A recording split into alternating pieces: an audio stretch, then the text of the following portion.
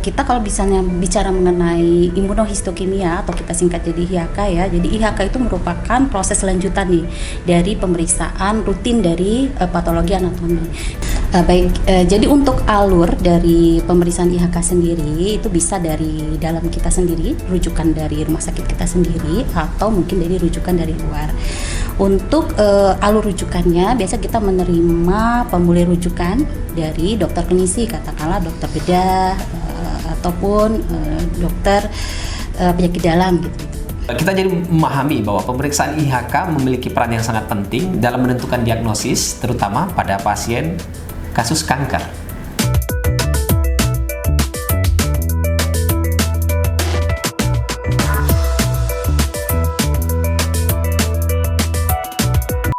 Assalamualaikum warahmatullahi wabarakatuh.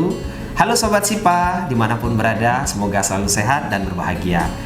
Kembali lagi bersama saya dalam rangkaian program Health Journal Tour Podcast Edition dengan tema peran pemeriksaan imunohistokimia pada pelayanan kanker di RSUD Siti Fatimah, Provinsi Sumatera Selatan. Telah hadir bersama kita narasumber yang sangat kompeten, salah satu dokter kebanggaan RSUD Siti Fatimah, Provinsi Sumatera Selatan, Dr. Maria Ulfa, spesialis patologi anatomi subspesialis URLK. Baik, berkenan dokter menyapa Sobat SIPA. Halo Sobat SIPA, perkenalkan saya Dr. Maria Ulfa, dokter spesialis patologi anatomi di instalasi Laboratorium Patologi Anatomi RSUD Siti Fatimah, Palembang.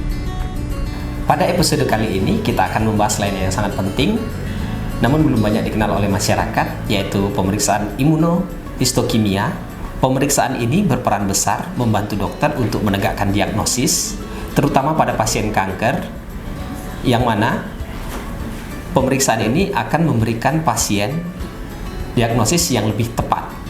Baik dok, langsung saja. Apa sih sebenarnya pemeriksaan patologi anatomi itu? Baik. Jadi pemeriksaan patologi anatomi itu merupakan salah satu cabang dari ilmu kedokteran di mana kita akan memeriksa sel, jaringan ataupun organ dari tubuh dan nanti akan kita lakukan pemeriksaan khusus di mana nanti kita dapat melihat atau mendeteksi apa yang terjadi atau proses apa yang terjadi dari sel atau jaringan tersebut di bawah mikroskop. Nah, itu kalau patologi anatomi dok. Kemudian kalau IHK itu apa sih dok? Kemudian mengapa kadang IHK itu sangat dibutuhkan? Oke, sekarang kita kalau misalnya bicara mengenai imunohistokimia atau kita singkat jadi IHK ya. Jadi IHK itu merupakan proses lanjutan nih dari pemeriksaan rutin dari patologi anatomi.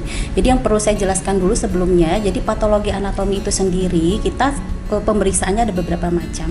Dimulai dari pemeriksaan histopatologi, kemudian ada pemeriksaan sitopatologi, jenis pemeriksaan pewarnaan lain seperti histokimia, dan sekarang kita sudah sampai ke pemeriksaan imunohistokimia.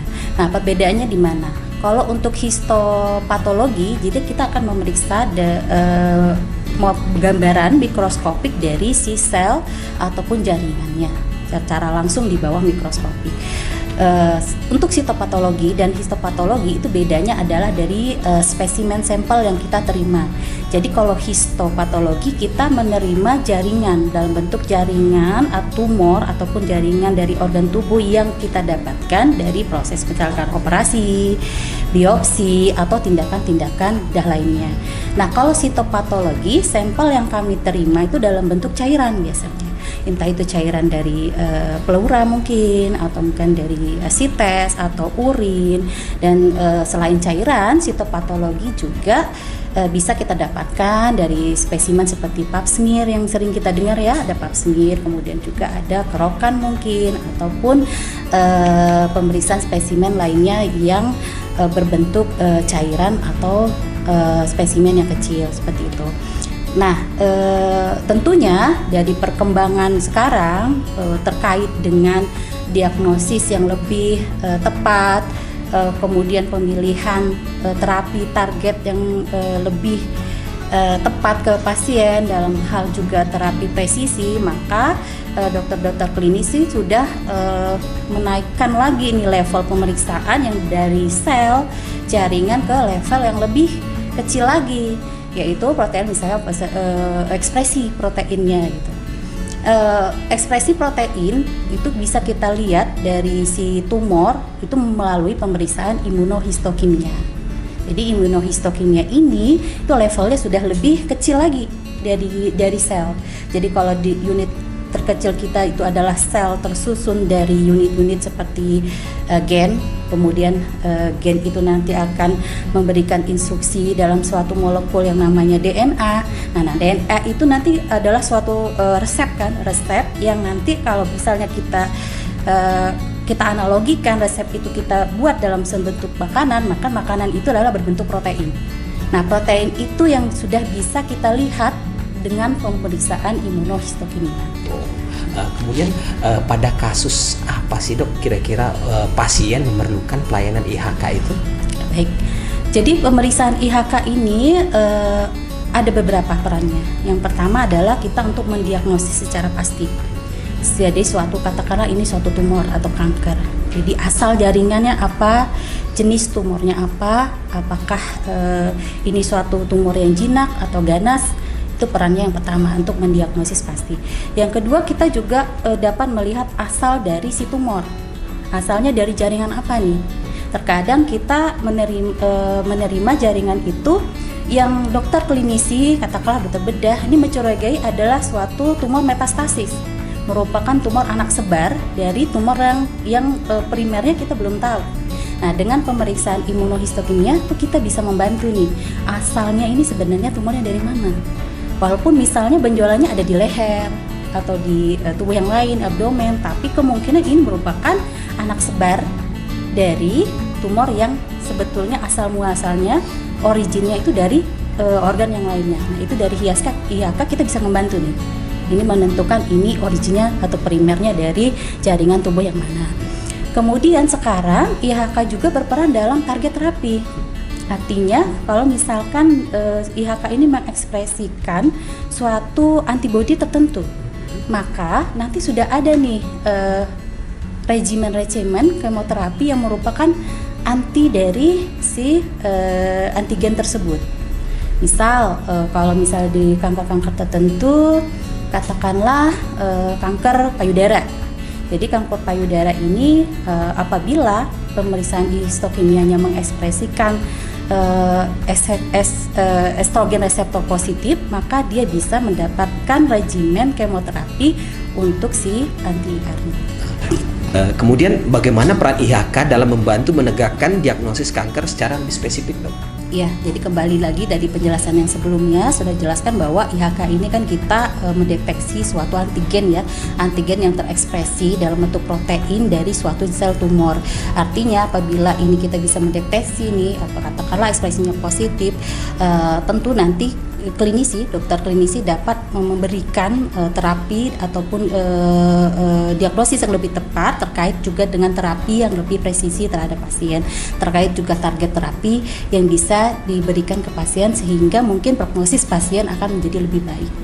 Kemudian apakah hasil IHK ini bisa mempengaruhi pilihan terapi atau pengobatan pasien, dok? Bisa jelaskan gimana? Iya, karena dari hasil IHK ini sendiri nanti ada beberapa tumor yang dia sudah memiliki regimen kemoterapi tertentu yang nanti dapat diberikan kepada pasien apabila hasil dari IHK-nya mendukung. Kemudian bagaimana alur pasien di RSUD Siti Fatimah untuk bisa mendapatkan pemeriksaan IHK, dok? Jadi untuk alur dari pemeriksaan IHK sendiri itu bisa dari dalam kita sendiri, rujukan dari rumah sakit kita sendiri, atau mungkin dari rujukan dari luar. Untuk alur rujukannya, biasa kita menerima pemulih rujukan dari dokter klinisi, katakanlah dokter bedah ataupun dokter penyakit dalam gitu. Nah nanti untuk alur pemeriksaan di kami dilihat lagi nih untuk beberapa pemeriksaan IHK itu sudah bisa di-cover oleh BPJS, sudah bisa diklaim terpisah di BPJS, yaitu pada kanker payudara kita bisa diklaim BPJS dengan paket pemeriksaan IHK payudara. Itu terdiri dari 4 pemeriksaan antibodi, ER, estrogen reseptor, progesteron reseptor, HER2 dan juga Ki67. Dan satu lagi paket IHK yang juga bisa diklaim oleh BPJS yaitu paket pemeriksaan limfoma. Sama itu juga ada paket pemeriksaan untuk pemeriksaan limfoma. Baik, apa pesan dokter kepada masyarakat dan klinisi agar tidak ragu memanfaatkan layanan patologi anatomi, khususnya pemeriksaan IHK di RSUD Siti Fatimah? Baik, jadi kita dalam upaya sekarang memperkenalkan apa saja layanan-layanan patologi anatomi yang sudah kita lakukan di RSUD Siti Fatimah. Jadi meningkatnya status rumah sakit kita menjadi A dan juga rumah sakit pengampu layanan kanker. Artinya kami dari penunjang laboratorium juga terus melengkapi pemeriksaan agar dapat membantu dari klinisi untuk menegakkan diagnosa dan juga prognosis.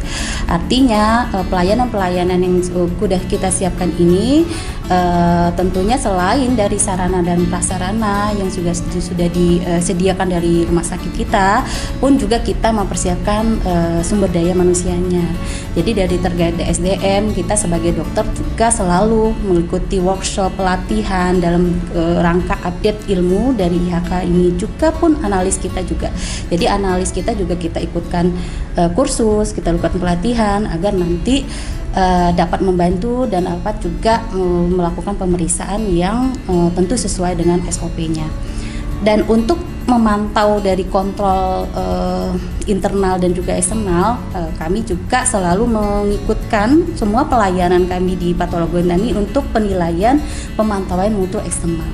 Jadi pemantauan mutu eksternal itu kita meminta nih, kita kirimkan hasil dari sediaan processing patologi anatomi kita kirimkan dalam suatu lembaga khusus penilaian yang memang sudah terakreditasi. Nah, nanti nilainya itu nanti kita bisa dapat nilai A atau B atau butuh peningkatan dari kualitas, dan alhamdulillah dari beberapa kali pemeriksaan nilai kita selalu mendapatkan nilai sempurna itu di A. Oleh karena itu ya kita nggak ada keraguan lagi ya untuk baik itu klinisi maupun masyarakat untuk mempercayakan pemeriksaannya di rumah sakit kita.